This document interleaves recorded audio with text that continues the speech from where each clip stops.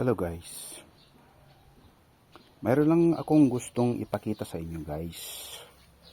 Eto, tingnan niyo sa nangyari sa starter ng ating Reaper. Yan.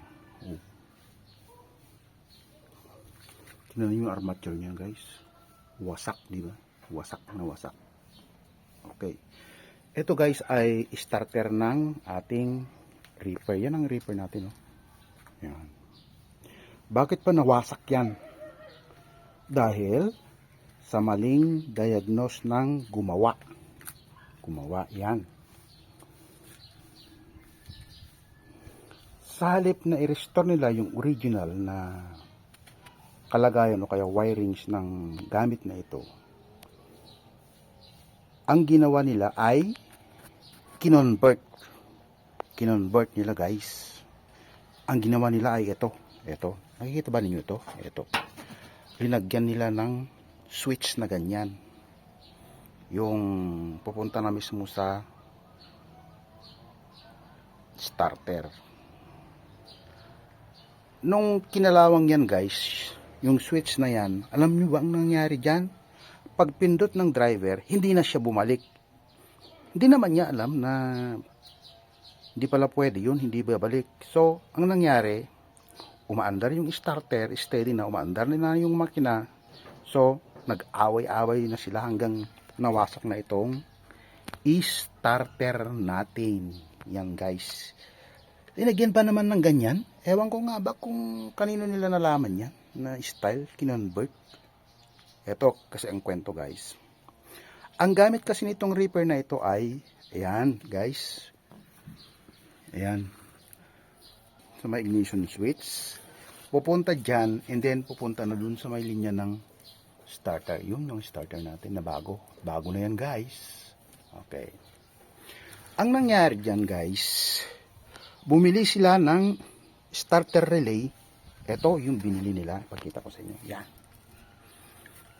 bago yan guys, kaya lang may factory defect. Hindi nila napagana. Dahil hindi siya gumana guys, marami na silang kinalikot. Una, kinalikot na nila yung ignition switch. Ayan din yung ignition switch guys, oh. Binuksan nila yung ignition switch. Ang akala nila yan ang sira. So, hindi nila naibalik. Nung binuksan, hindi na naibalik yan. So, dumami ang damage. Ignition switch, yung starter relay, tsaka yung starter natin. Kaya ang dami natin nagastos guys. Grabe. Yan ang mali ng conversion. Bakit mo kasi naman i-convert yan? Dapat i-restore mo sa dating original na wirings. Sa halip na maayos yung problema, dumami pa. Ngayon, anong ginawa natin? Ito guys, ako naman ay hindi naman nagmamagaling, pero nakaya ko naman. Ito ang ginawa natin guys. Inayos natin yung starter relay. Ito guys, yung starter relay na luma. Yan ang sinabi nila na sira. Pero ang alam ba ninyo, ang diagnose dyan na ginawa ko lang, yung ground connection pala niya ay sa body ground, at nakalawang na yun dahil sa tagal. So ang ginawa ko lang, tinester ko, nakikita ko na yung body signal, yung ground na signal, meron pero mahina siya. So lininisan ko ng mabuti guys. Tingnan niyo yung mounting, oh, di ba?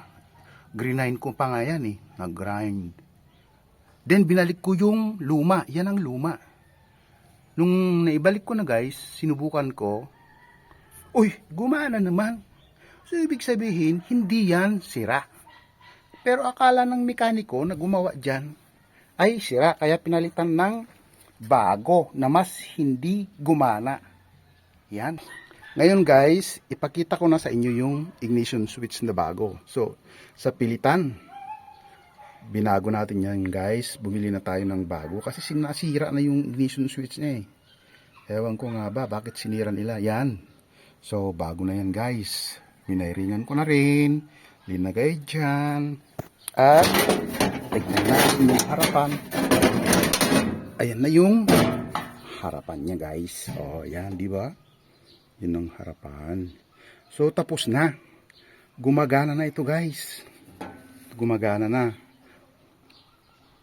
Tapos na yung problema. Pero, bago natapos, ay nagkagastos muna tayo ng marami. Oh, yan. Dahil sa kagagawan ng conversion. Okay, tingnan natin, guys, kung gumagana na yung ginawa ko.